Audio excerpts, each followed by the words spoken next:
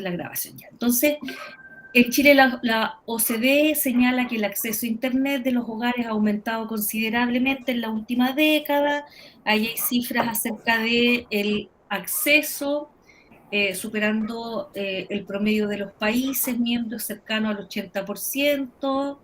La cifra correspondiente al 2017 aumentó, ya están todos los datos de la OCDE respecto a conectividad. Sin embargo, a pesar de estas grandes cifras, en el transcurso de los 2 años se da inicio a una nueva modalidad a raíz de la pandemia mundial, en la que se refleja la brecha digital. Ya van a partir, ya, entonces, yo sé que este no es el documento definitivo, pero aquí hay que tomar una decisión.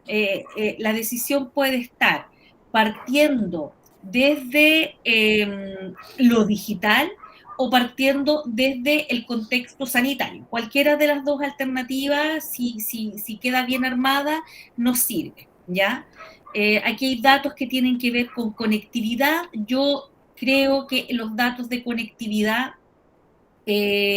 son interesantes, pero a lo mejor un marco teórico no debiera partir desde el dato de conectividad, sino más bien con una mirada un poco más profunda acerca de, yo diría, la pedagogía puesta no sé, en una coyuntura, lo voy a dejar puesto acá, ¿ya? La pedagogía o la forma de enseñar, ¿cierto? Puesta en una coyuntura histórica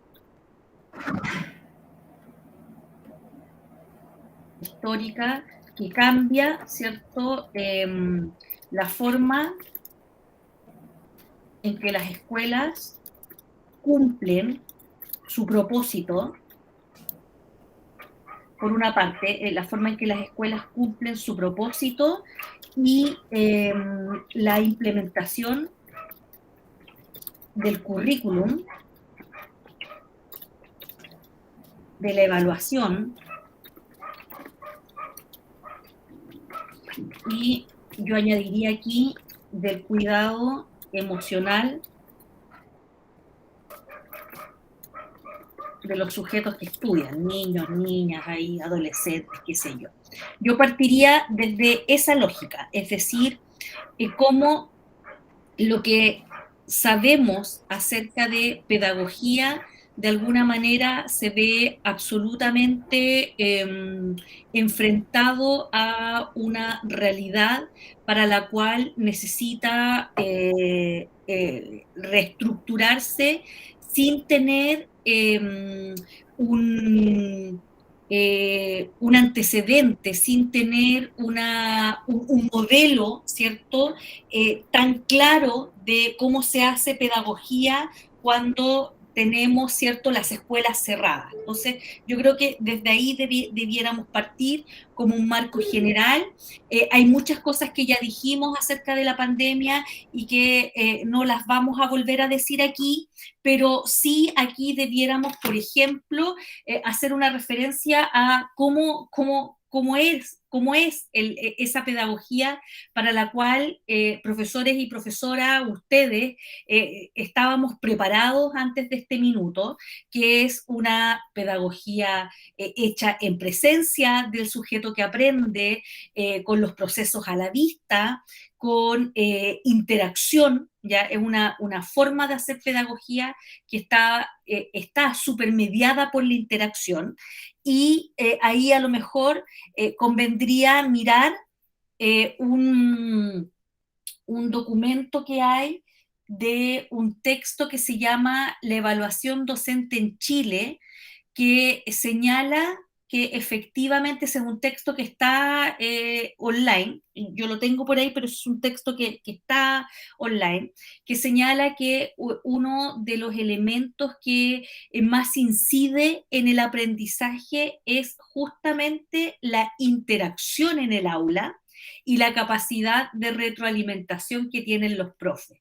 Y que eso, en el fondo, es un elemento de lo que se considera una buena clase, una clase óptima, una clase donde uno podría garantizar aprendizaje. Entonces, todos esos elementos, ¿cierto?, desaparecen en este nuevo escenario, que es algo que no tocamos en el capítulo 1, porque ahora tenemos que meternos a mirar esta forma de hacer clase. Y entonces tenemos que mirar qué es lo que había antes, cuando en las universidades se les forma a los futuros profesores, se les dice, ¿cierto?, que la interacción, la capacidad de formular preguntas, el cómo nos relacionamos con los niños y niñas, la capacidad de hacer buenas retroalimentaciones, son finalmente aquellas que más inciden en el aprendizaje, son de los factores más relevantes en el aprendizaje.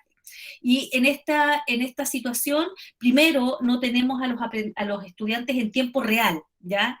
Que es un concepto rupturista de todas maneras, no los tenemos en tiempo real, los tenemos en desfase, en diferido, no los tenemos presencialmente, por lo tanto, eso le exige al sistema una forma de responder para la cual el sistema no estaba preparado, ¿ya?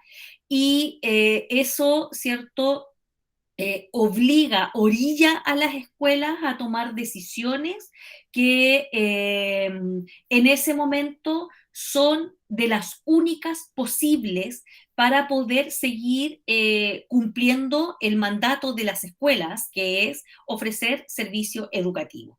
¿Ya?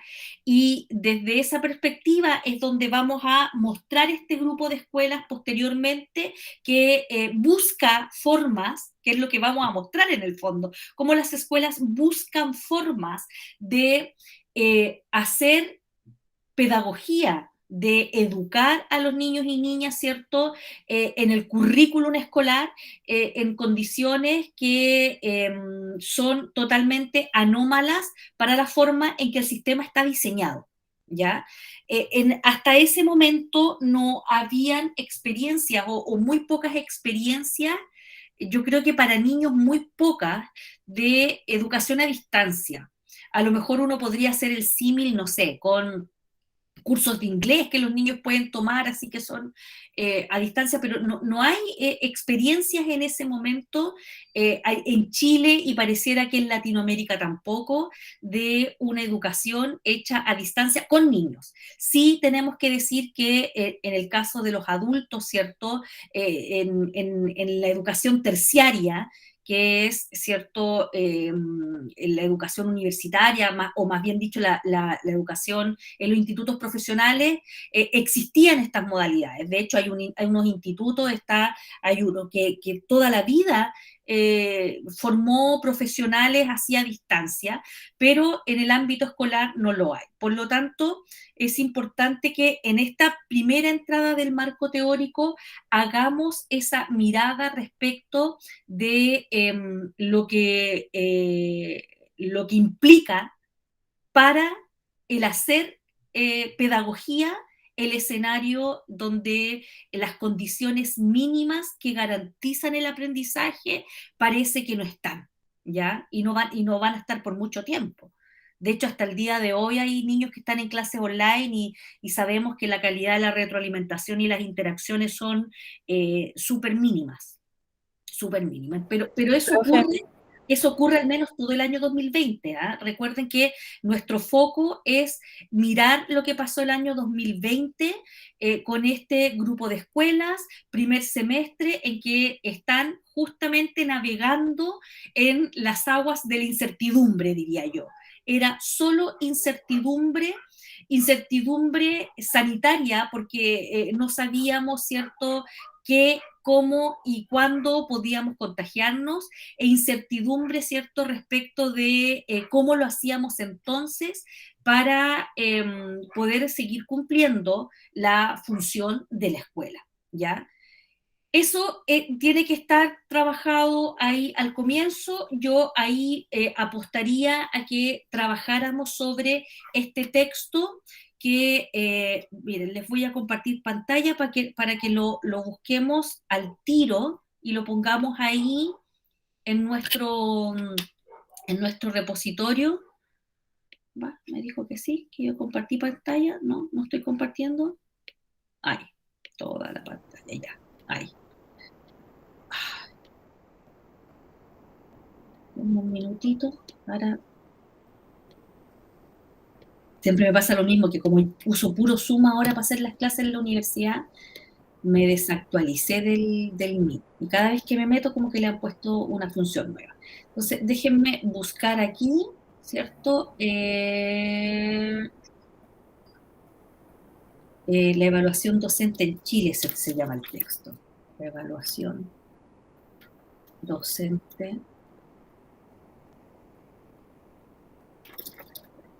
en Chile. A ver si lo ¿De dónde es, encuentro. profe? ¿De la facultad de la UCE? Sí, ese texto. Este mismo que me Y estoy aquí. cargando ahora, ¿ya? Y Este ahí puse el texto, link. Ahí si sí, me pinchan lo puse sí, arriba. ya, súper. Voy a Este poner el tiro en la texto, tabla mejor. ya, súper.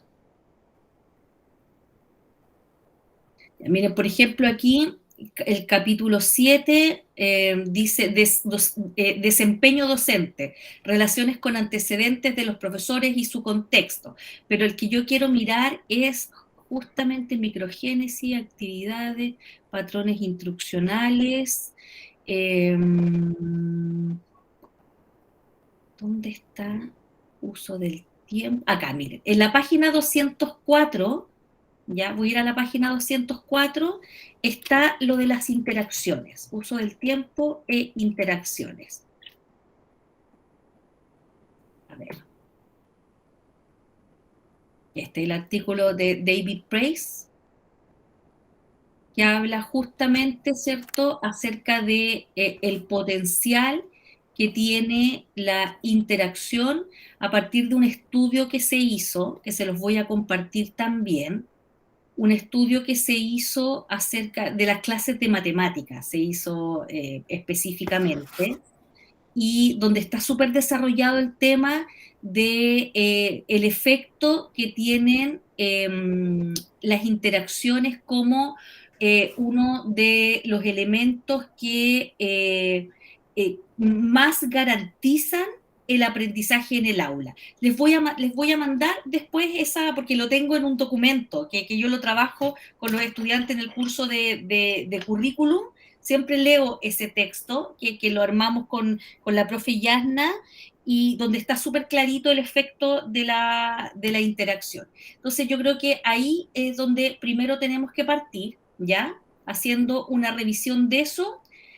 Luego, acá ustedes tienen todo el tema de conectividad, que yo creo que tiene que ir un poquito más abajo. Ya primero tenemos que meternos en el tema pedagógico, el desafío pedagógico que significó, ¿cierto?, trabajar sin estas condiciones mínimas que la literatura especializada indican que son las que mayor incidencia tienen en el aprendizaje.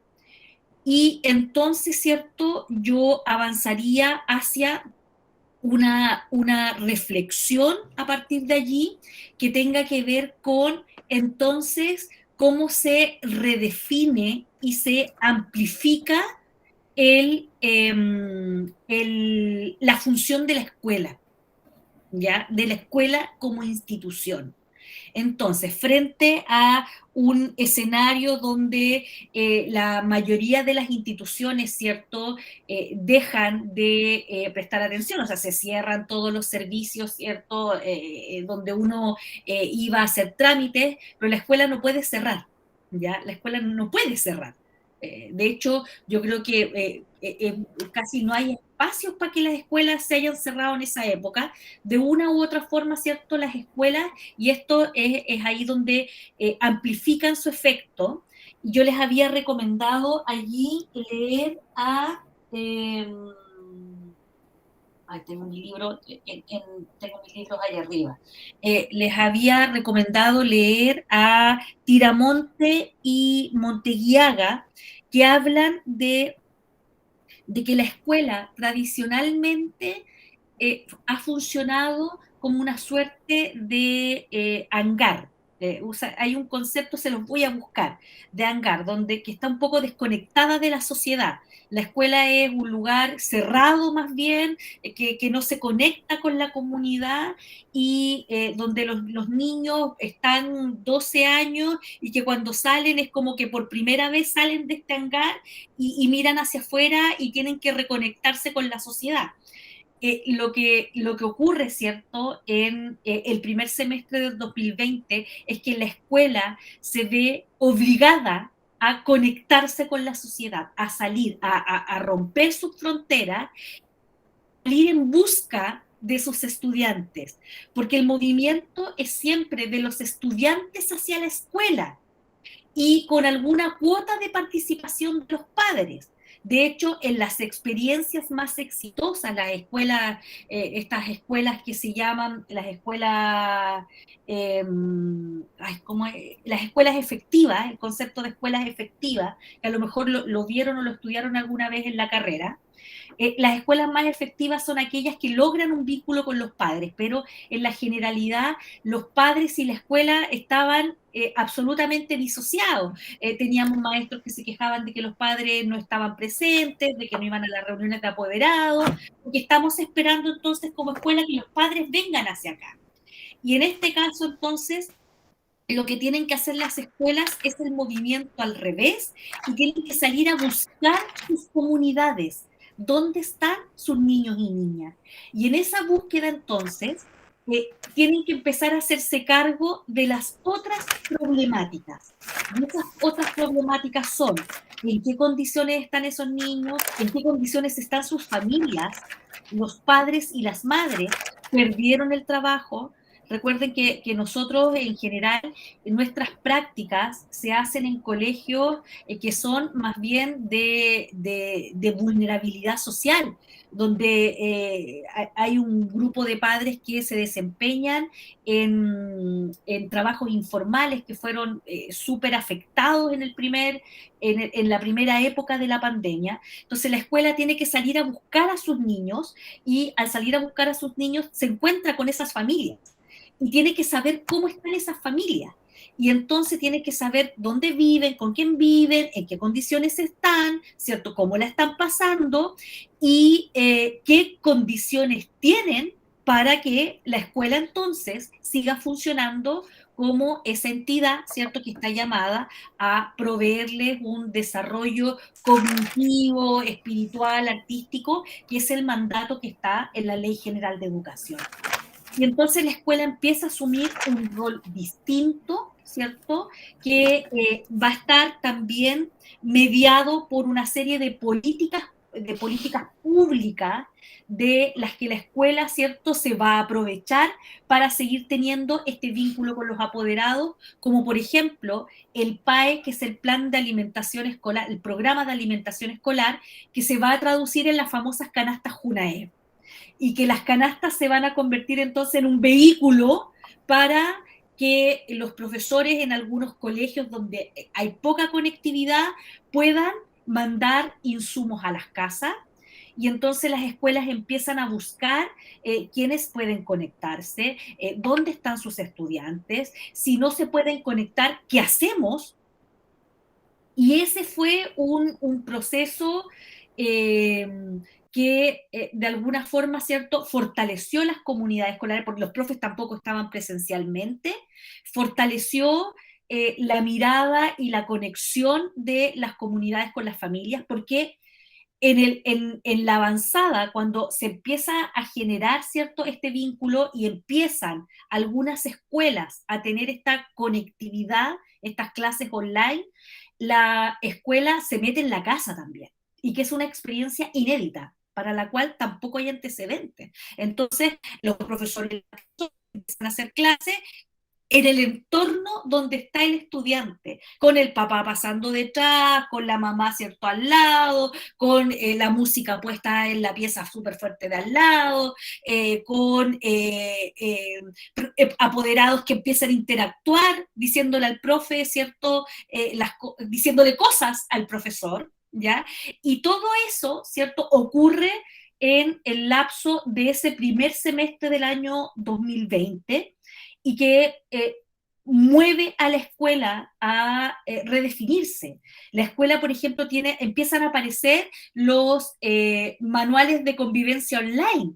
Ya muchas escuelas en ese momento empiezan a sacar protocolos de cómo los niños se tenían que conectar, si tenían que prender la cámara o no, si tenían que estar, si podían estar acostados tomando la clase. O sea, hay una serie de cosas que la escuela necesita reconfigurar para poder seguir cumpliendo su rol, ¿ya? Y eso es como todo el primer contexto. Luego viene todo este contexto en el que tenemos que meternos, que es el contexto entonces, ¿cierto? Propiamente curricular. Y allí es donde tenemos que entrar en profundidad en todas las propuestas que hay de ajuste curricular. Hay un primer documento que es del Colegio de Profesores, que tempranamente, ¿cierto?, en marzo del 2020, elabora un documento con una propuesta. El Colegio de Profesores hizo una propuesta en un documento súper interesante, que son un par de páginas al que tenemos que hacer referencia, que quedó pospuesto porque el Ministerio de Educación rápidamente pone sobre la mesa este ajuste curricular al que le llama priorización, y que establece, ¿cierto? Y ahí tenemos que detallarlo, establece una selección de objetivos de aprendizaje que responde por una parte a las habilidades indispensables en cada asignatura. Por ejemplo, en la asignatura de lenguaje, las habilidades que tienen que ver con lectura y comprensión lectora, y que además son factibles de implementar, ¿ya? Yo creo que es súper interesante meternos allí en la génesis del ajuste curricular, y ahí sí tenemos que armar toda una revisión sobre lo que yo les mostraba la otra vez, que son todas las políticas curriculares que vienen paquetizadas para los colegios. Y ahí revisamos la otra vez, ¿cierto? Los materiales, las plataformas que se abren, el que los textos escolares se liberan, la biblioteca escolar digital, el aprendo en línea, que de alguna forma, ¿cierto?, responden a la necesidad de ajustar este monstruo que es el currículum escolar chileno a la realidad de las escuelas que en general mantienen conectividad, ¿ya? Y Profe, dígame. no, es que antes, con respecto a eso, nosotros teníamos, hablamos la vez pasada que teníamos que hacer eso, pero también ojalá comparado con la realidad de otros países. Sí. Entonces, mi pregunta era si había que ir, por ejemplo, por punto, por ejemplo, priorización curricular. ¿Qué países hicieron eso? No, ¿Cuántos? no, ¿No?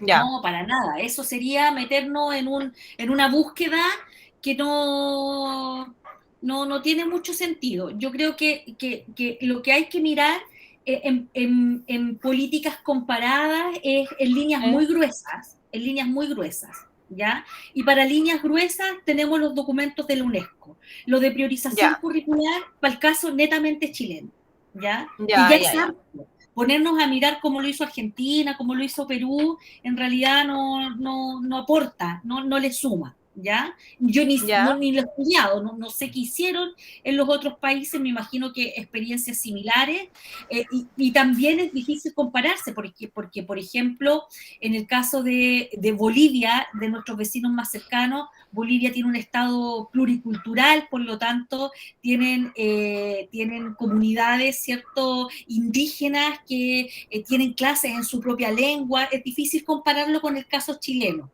¿ya? Entonces, ujú, todo lo que es priorización curricular y políticas curriculares, solo para el caso chileno, que ya es harto. Y luego nos metíamos en este concepto de la brecha digital. Y ahí estaban armados los puntos del marco teórico. Entonces ahora estoy mirando, ¿cierto?, lo que tienen ustedes. Eh,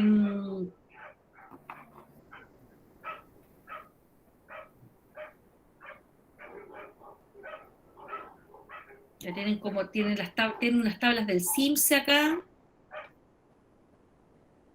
pedagogía de la emergencia. Bueno, y de ahí, al final de todo, nos vamos a meter en pedagogía de la emergencia. Creo que encontraron ahí algunos documentos. Ya, pues chiquillas, hay que ponerse a escribir esto. Sí, Ya, profe, sí, sí, sí. y esto ya está armado, así que necesitamos escribirlo ahora. Sí, profe, sí, lo sé. Sí, ahora sí, de verdad que voy a escribir. Bien, tenemos que sentarnos a escribir esto, si son esos tres grandes núcleos de ideas. Primero, ¿cierto? Lo que había y lo que empieza a ver y cómo entonces la escuela se reconfigura ante este escenario. Eh, yo les decía que hay varias ideas que las voy a meter yo. ¿Dónde tengo mis libros? Tengo todos los libros de lenguaje aquí, pero no tengo los de educación. Los tengo por allá arriba. Tengo que mandarles escaneadas o fotografías de textos que me gustaría que incorporaran. Les voy a mandar ese material de las interacciones y lo que puedo hacer es lo mismo que hicimos, Natalia, al comienzo, es que les arme el índice de los temas. Ya, ¿Ya? profe, sí. El Uh -huh. índice y un breve abstract de lo que tendría que ir en cada uno de estos puntos, para que ustedes sepan cómo ordenar la información, puedan dividírselo también, ¿cierto? Puedan dividírselo y una de ustedes haga esta primera aproximación y otra se meta derechamente a reportar el tema de la priorización curricular y las políticas curriculares, que esa es una parte más bien descriptiva, ¿ya? Profe, Ahora, entonces eso de políticas comparadas con la experiencia latinoamericana y la de Chile, entonces eso como que lo dejamos para el final, lo de la experiencia latinoamericana. sí, sí, dejémoslo para el final, o sea, hagamos referencia igual que esta es una situación mundial y que la escuela en todo orden de cosas, tanto aquí como en los países desarrollados, en los países de Medio Oriente, se vio enfrentada a un escenario al que tuvo que responder, ¿ya? Entonces, mire, lo que podríamos hacer es lo siguiente. Yo les voy a armar este abstract. ¿Qué les voy a pedir? Abran dos líneas de trabajo ustedes. Una primera línea de trabajo es hacerse cargo de todo lo que es priorización curricular. Y esa es una parte descriptiva. Hay que describir de dónde emerge. Ahí habría que tomar el texto del Colegio de Profesores, que es un documento que debe estar en línea. A ver, déjenme mirar, Colegio de Profesores, pues yo lo leí en ese minuto y lo trabajé con los profes, Colegio de Profesores, era la propuesta, ¿cómo lo busco ahora? Propuesta COVID. Plan educativo de emergencia para enfrentar la crisis sanitaria. Ese es. Colegio de Profesoras y Profesores de Chile. Propuesta para enfrentar la crisis del sistema. Ya. La situación actual, condiciones sanitarias indispensables para el retorno a clase, lineamientos pedagógicos. Esto, el punto 2 romano, el que hay que leer. Lineamientos pedagógicos curriculares en contexto de pandemia. Ellos armaron una propuesta y ellos le llamaron a esa propuesta flexibilización curricular. Y el ministerio usó nuclearización curricular le llamaron ellos. Y el ministerio le llamó priorización curricular. ¿Ya? Fíjense que ellos hicieron la propuesta y este documento es del 12 de mayo del 2020 y la priorización curricular es por ahí mismo, es por ahí mismo, es por la misma fecha. Entonces ellos propusieron esta nuclearización curricular que hay hartos temas aquí, pero si ustedes se fijan no es un documento muy largo, pero se hace una propuesta desde el colegio de profesores que no hay que ignorarla. Entonces, una de ustedes podría meterse en esta línea de armar todo lo que tiene que ver con lo curricular, ¿cierto? Y no solamente la priorización, sino que luego cómo el ministerio va armando una red de insumos, de políticas para apoyar esa priorización y apoyar a las escuelas. Y otra podría encargarse de el tema de la brecha digital, que no es un tema tan extenso, no vamos a tener muchos datos ahí, o sea, son datos acotados y más bien son datos estadísticos y el tema de la pedagogía de la emergencia. Yo creo que en esas dos áreas podrían ustedes avanzar mucho para que yo les delinee esta primera parte, que es esta nueva forma de hacer pedagogía. Así podríamos dividir el trabajo. Yo me encargo de esta primera parte que requiere como harta reflexión, tengo la experiencia de haberlo vivido y ustedes podrían avanzar en esas otras dos partes y luego ensamblamos. Ya, profe. Pero con fechas, con fechas. Y no puede ser mucho tiempo. Yo diría que de aquí al martes próximo. Ya. Ustedes en la interna se ponen de acuerdo, ¿ya? En la interna se ponen de acuerdo. Yo les armo esta primera parte que es en el fondo el paraguas para hacer la reflexión pedagógica respecto de la situación y vamos haciendo entonces el escalonamiento con lo curricular y con esto de las brechas digitales que son las que vamos a encontrarlas después en el discurso de los profes.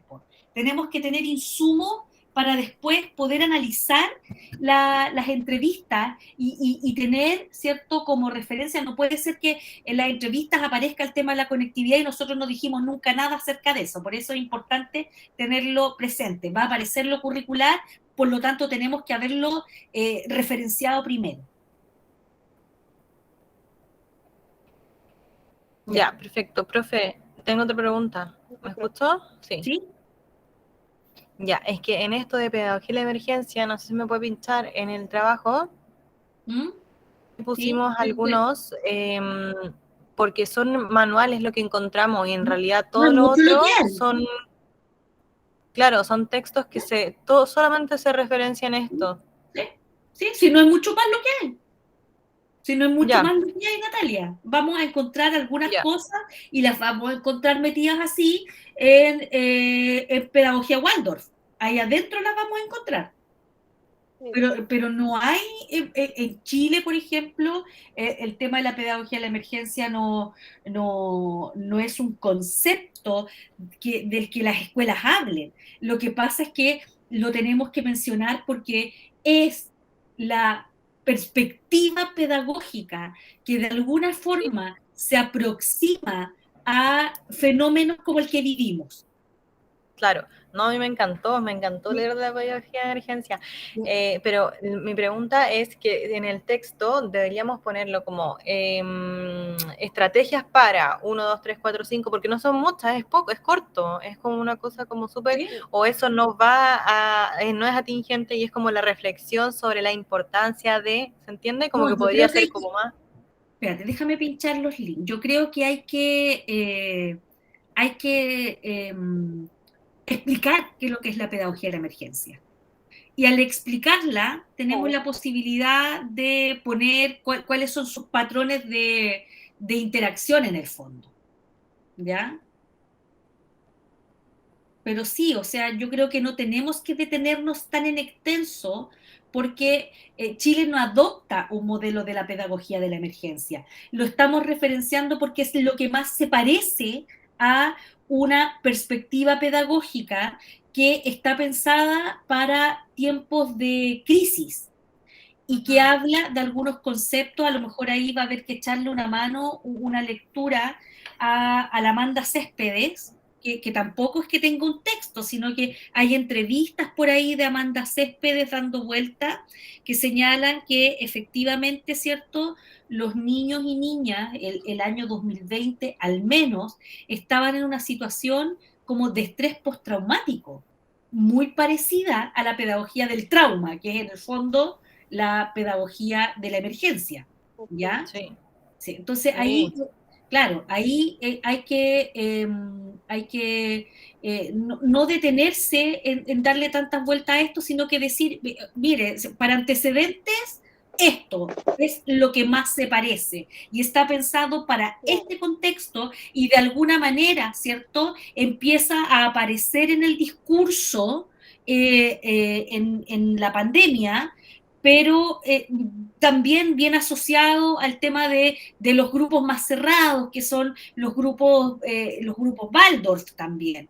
No es como que esto llegue a las escuelas, pero fíjate que esto parece ser una respuesta que está pensada para algo similar a lo que vivimos y describe acciones, que ahí las podemos mencionar, que son acciones que tienen toda cabida en el escenario actual. Ahora, en Chile, lo que se apunta a partir de lo que ocurre en el año 2020 es la necesidad de incorporar la educación emocional.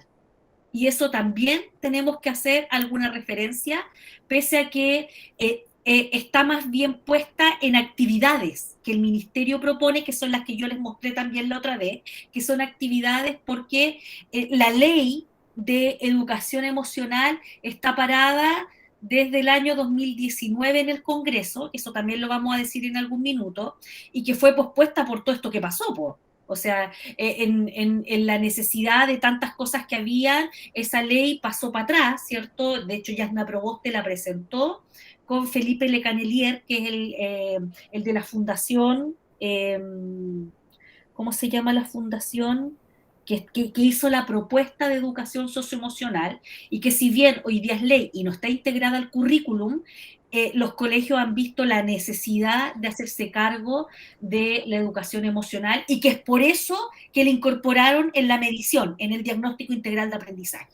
Yo creo que hay que hacer referencia ujú. a todas esas cosas.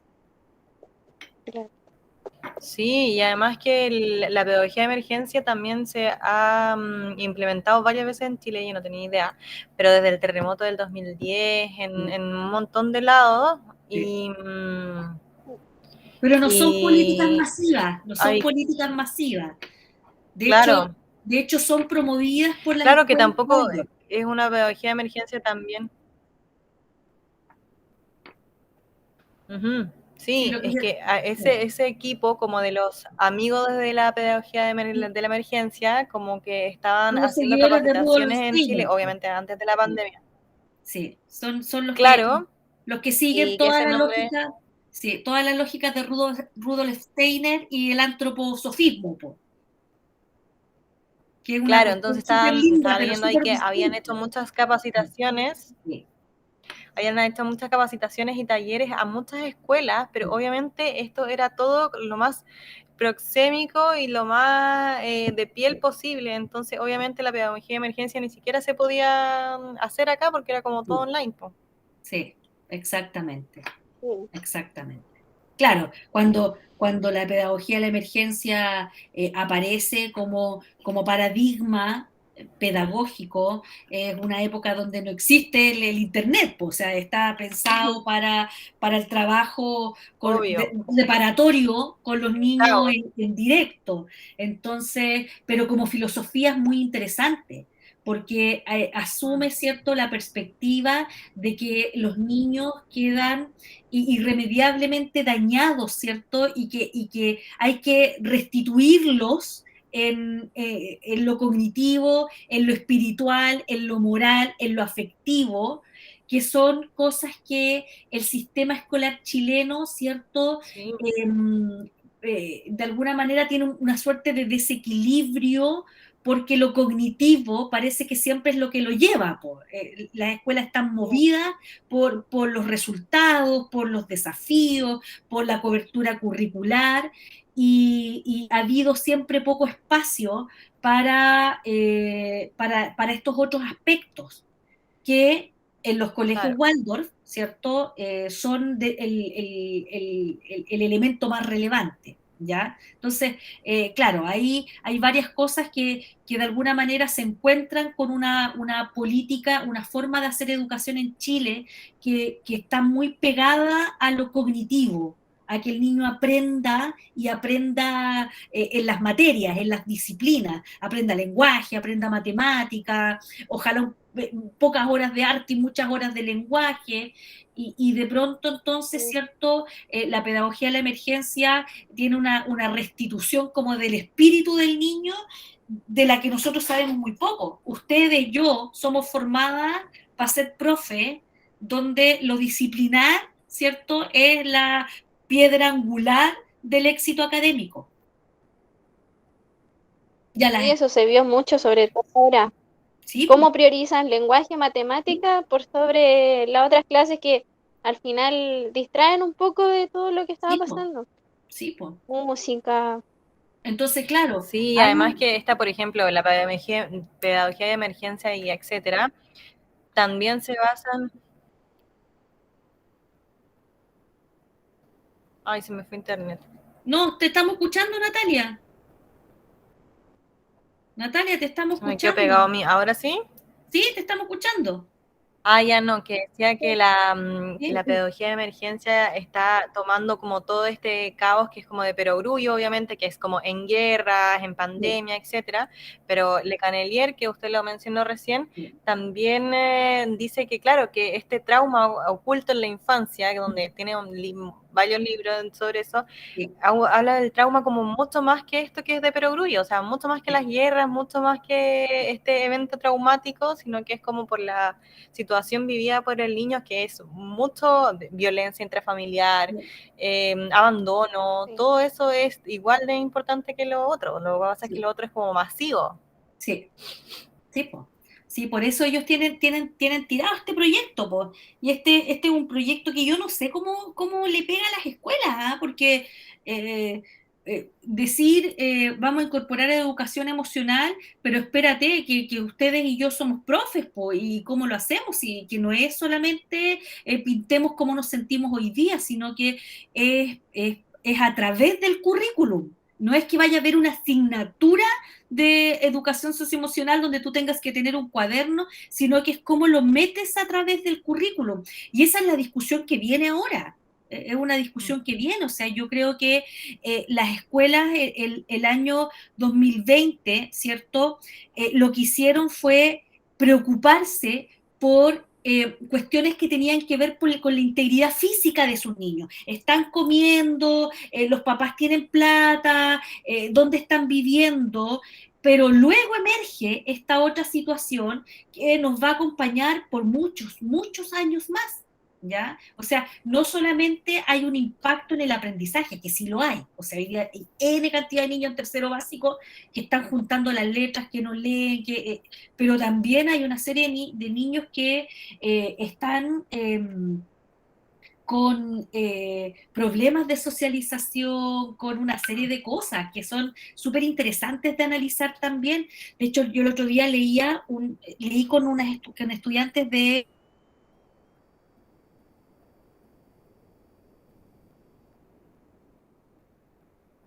inglesa, de una investigación que estaban haciendo sobre el desarrollo lingüístico de los niños de 4 y 5 años que llegaban a los jardines infantiles, que se estaban abriendo después de la pandemia.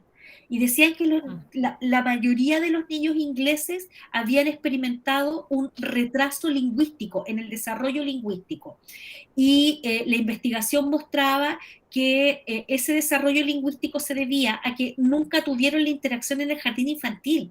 Entonces, fundamentalmente se rodeaban con su núcleo familiar, con los abuelitos, y su léxico entonces estaba súper empobrecido.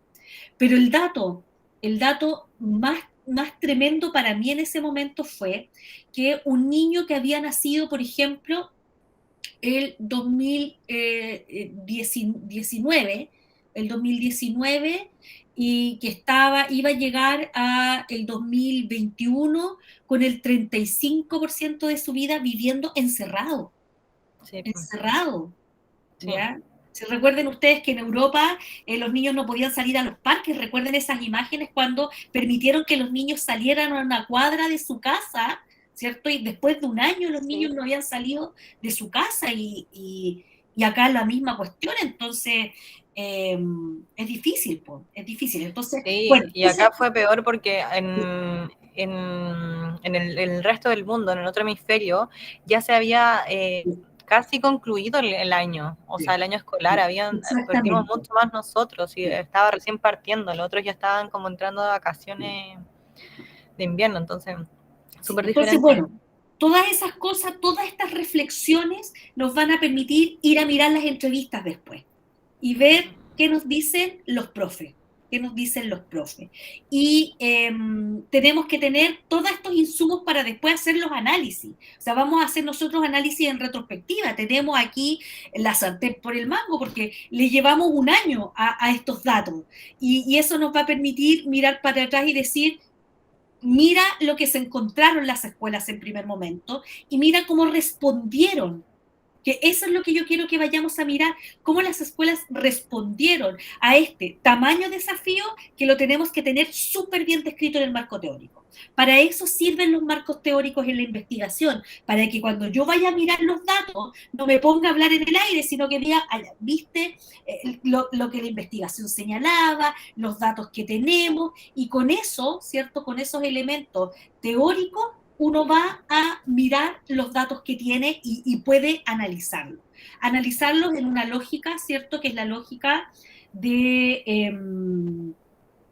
a ver, porque yo no sé si ustedes lo recuerdan, pero en metodología de la investigación uno puede trabajar en cualitativa, dejando que los datos te hablen y elaborar a partir de los datos, ¿cierto?, los supuestos teóricos. Esa es una forma de hacer investigación cualitativa. En el caso nuestro no, nosotros vamos a hacer una investigación con categorías a priorísticas, ¿ya? Es decir, previamente vamos a definir lo que vamos a ir a buscar, ¿ya? La otra, se me olvidó el nombre, es teoría, grounded theory, se llama teoría, ay, no me acuerdo cómo es la traducción, pero es cuando a partir de los datos tú empiezas a levantar las categorías. Nosotros vamos a trabajar con el método clásico, que es que vamos a definir qué cosas vamos a ir a buscar. Y esas cosas que vamos a ir a buscar ya están definidas. Currículum, evaluación, ¿cierto? La respuesta de los colegios al mapeo de los territorios donde está su familia y conectividad. Eran los 4 elementos que vamos a ir a buscar. Ya, nada más que decir, manos a la obra ahora, ¿ya? Profe, y acuérdese porfa Sí. de elementos pedagógicos. Sí. Ese que hablábamos al Sí. principio. Sí. Ya, súper. Sí. Es un documento que tiene un par de hojas. Un par de hojas. Ya. Pero ustedes aborden lo que yo les pedí. Una, métase en todo lo que es curricular, y la otra, arma este tema de la brecha digital y la pedagogía de la emergencia. Y después ensamblamos todo. Ya, profe, ok. Ya, listo. Nos vemos el martes entonces, ¿ya? Ya, profe, ok. Ya, ya, profe. Gracias. Les voy a mandar la grabación igual, ¿ya? A sus correos. Ya, profe, ya. por favor. Ya, profe, muchas gracias. Chao. Muchas Chao, que esté gracias. bien. Igual. Chao.